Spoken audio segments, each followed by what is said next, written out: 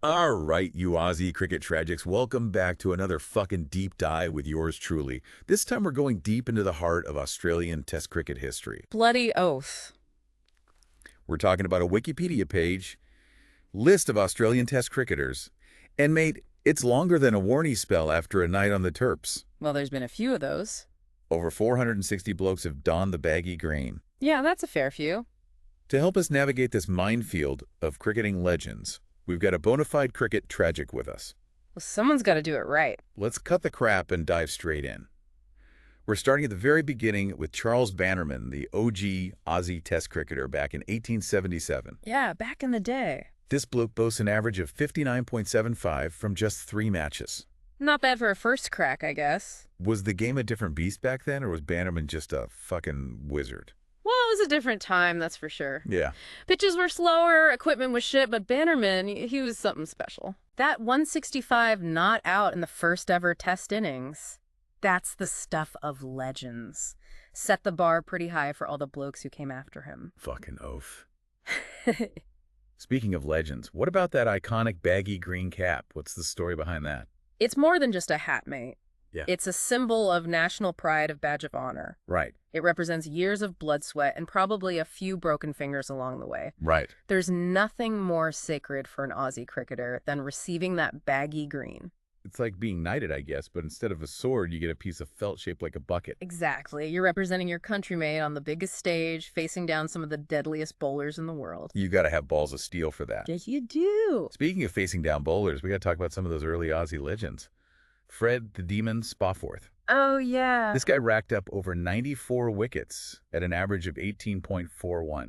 That's pretty good. You taking the piss? Spawforth was a true trailblazer when it came to fast bowling. This bloke could swing the ball both ways, making life a living hell for batsmen.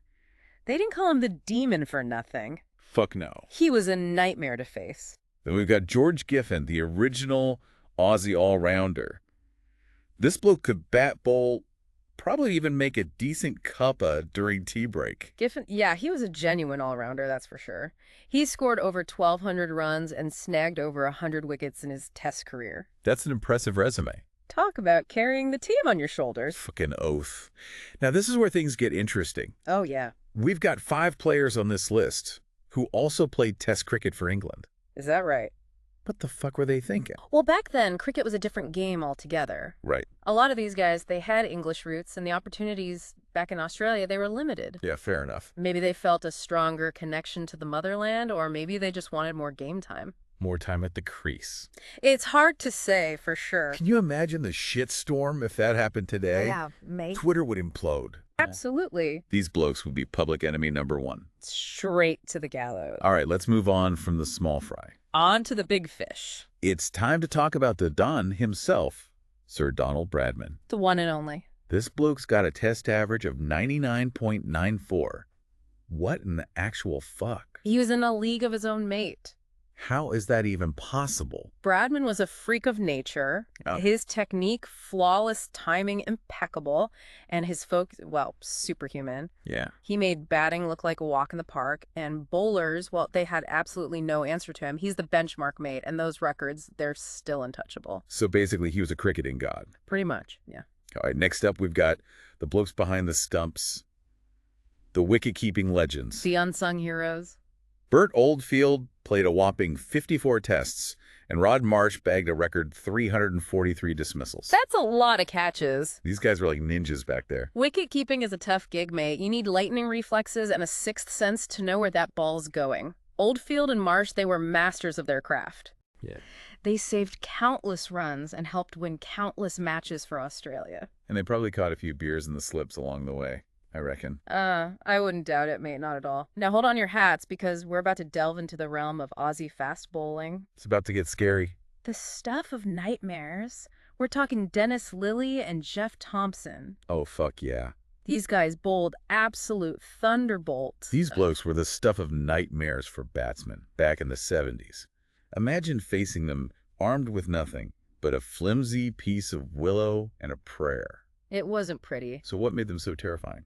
Well, Thompson was pure raw pace. He could make the ball sing, and his stairmate that could kill.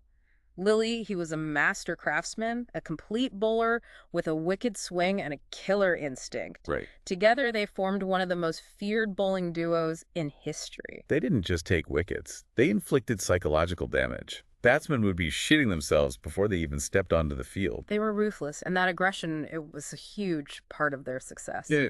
They showed no mercy. And let's not forget about the spin kings. The twisters. Shane Warne, the bloke who bowled that ridiculous ball of the century to Mike Gadding. Oh, mate. And then you've got legends like Clary Grimmett and Bill O'Reilly. These guys could make the ball dance. Warren, he was a magician with the ball. His leg spin was mesmerizing. He could deceive any batsman, and he had this aura about him that just screamed match winner. Yeah. Grimmett and O'Reilly, they were equally skilled and played a massive part in shaping Australia's cricketing legacy. Spin bowling, it's like an art form. It is. It's all about deception control, making the batsman look like a complete asshat. Absolutely. These bowlers, they can make the ball talk, whisper sweet nothings to the batsman before sending them packing back to the pavilion. That's the dream right there. All right, fast forward a bit. Let's talk about some of those more recent Aussie greats. Steve Waugh, the captain who ruled the cricketing world. Ricky Ponting, the run-scoring machine. Yeah. Glenn McGrath, the metronome, who could seemingly take a wicket whenever he damn well pleased. 3 absolute legends of the game. What set these blokes apart? Well, they were all insanely talented, but each brought something unique to the table. Waugh's leadership was inspiring, Ponting's aggression was contagious, and McGrath's accuracy was just mind-boggling. Yeah. Success followed them wherever they went. They were a force to be reckoned with. Now, for a bit of controversy, in 2019, they decided to put names and numbers on the back of test shirts. Oh, yeah. What's your take on that? Does it ruin the tradition of test cricket? It's a tough one, mate. On one hand, it might help new fans identify the players, which is good for the game. Right. On the other hand, it feels a bit out of place in Test cricket, which is all about tradition and history. Yeah, I get that. Some things are best left untouched. It's like putting a spoiler on a vintage car. Yeah. It might make it go faster, but it just looks wrong. You're spot on. All right, before we wrap up this first innings, we got to pay our respects to Philip Hughes. Shirt number 64 retired in his honor. It's a tragic reminder that even though we like to joke around, this game can be bloody dangerous. Hughes's death was a shock to everyone. It was a heartbreaking loss, and it reminds us that cricket, for all its beauty and excitement, can be a cruel game sometimes. He was a talented young bloke with a bright future ahead of him. He was. It's a damn shame. Gone, but never forgotten. Right on. So there you have it, part 1 of our deep dive into Aussie Test cricket history. We've covered the originals, the legends, the controversial switch hitters, the gods, and the modern-day heroes. We've only just scratched the surface, mate. Oh, there's plenty more to come. Stay tuned for part 2, where we dig even deeper into the lives and careers of these cricketing icons. We'll be right back after I grab another beer. Don't go anywhere. Right, so we've talked about some of the big names, but there's a whole bloody squadron of blokes on this list who deserve a shout-out. All right, spill the beans. Who else we got? Well, for starters, we've got the Chappell brothers, Ian Gregg and Trevor. The Chappells? 3 brothers, all representing Australia in Test cricket. Fucking hell, talk about a cricketing dynasty. It's in the blood, mate. Did they ever play together on the same team? They did. Must have been a nightmare for their mum trying to keep their whites clean. I can imagine the sledging at the dinner table. Oh, mate. Brutal. Speaking of sledging, what about those blokes who jumped ship and played for England? Any good yarns there? Well, there's Billy Midwinter, played for Australia in the very first Test match, but then buggered off to England later on. What a traitor. Rumor has it he was pissed off because the Aussies weren't paying him enough. Those tight-arse administrators probably paid them in peanuts and warm beer back then. Probably. And then there's Albert Trott. This bloke bowled the first ever ball in Test cricket at the MCG, but guess what? He ended up playing for England too. Talk about mixed loyalties. It was a different time, mate. Players moved around more freely back then. Makes you think, doesn't it? It does. You know what else is wild? What's that? There's a bloke on this list who only played 1 test match and didn't even get to bat or bowl. Yeah. Poor old Ken Muhlman. What a shit deal. His main contribution was probably carrying the drinks. At least he got to wear the baggy green, even if it was just for a photo op. A true Aussie battler. Gotta respect that. Okay, enough with the sob stories. Let's get back to the stats. Who are the blokes with the highest scores and the most wickets? Well, Bradman's average of 99.94, that's in a league of its own. Unbreakable. But when it comes to sheer run scoring, Matthew Hayden holds the record for the highest individual score by an Aussie. Go on. A whopping 380 runs against Zimbabwe. Holy shit. Did he even break a sweat? Doubt it. Probably needed a new bat after that innings, though. And on the bowling side, you can't go past Shane Warne's 708 test wickets. That's insane. That's a mind-boggling achievement. And that bowl of the century still gives me chills. Pure magic.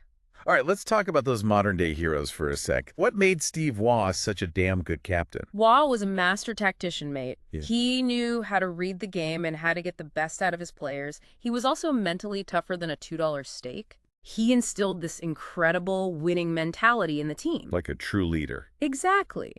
And then you've got Ricky Ponting, a run-scoring machine who could dismantle any bowling attack on his day. Ponting was pure aggression. You could see the fire in his eyes. Yeah. And of course, we can't forget Glenn McGrath, the epitome of accuracy and control. McGrath was like a fucking robot. Just hitting the same spot over and over again, driving batsmen insane. Genius. His ability to take wickets when it mattered most was unbelievable. All right, mate. Yeah. I think we need to wrap up this second innings before our heads explode. We've covered some ground. We've covered some absolute legends of Aussie cricket, from the Chappell brothers to Warren McGrath and Ponting. And we've only just scratched the surface. There's so much more to talk about, There is. but my liver can only handle so much reminiscing. We'll take a quick piss break and come back for the final over, where we'll talk about the future of Aussie cricket and maybe even check out some bold predictions. Sounds good to me. Don't forget to grab another beer while you're at it. Right. So we've reminisced about the past. We've sunk a few beers. That's you too many. It's time to look to the future.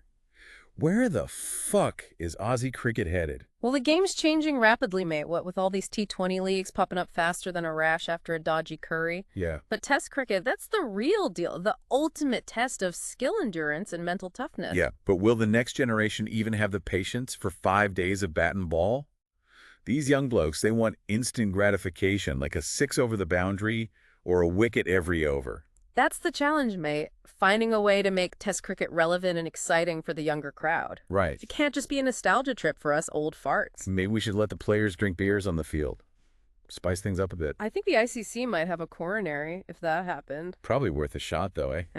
So any bold predictions for the future? Will we see another Bradman, another Warren? Predicting the future is a mug's game, mate, but there's no shortage of talent coming through the ranks. We've got Steve Smith, already a modern-day great, Pat Cummins, a fierce competitor, and some exciting young guns like Cameron Green. Yeah, Smithy's a freak, that's for sure. But can he keep churning out those runs? His back must be killing him from carrying the team for so long.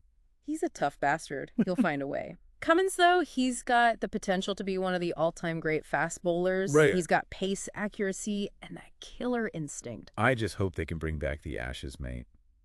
We haven't had a decent series against those palmy bastards in years. It's time to show them who's boss. The Ashes.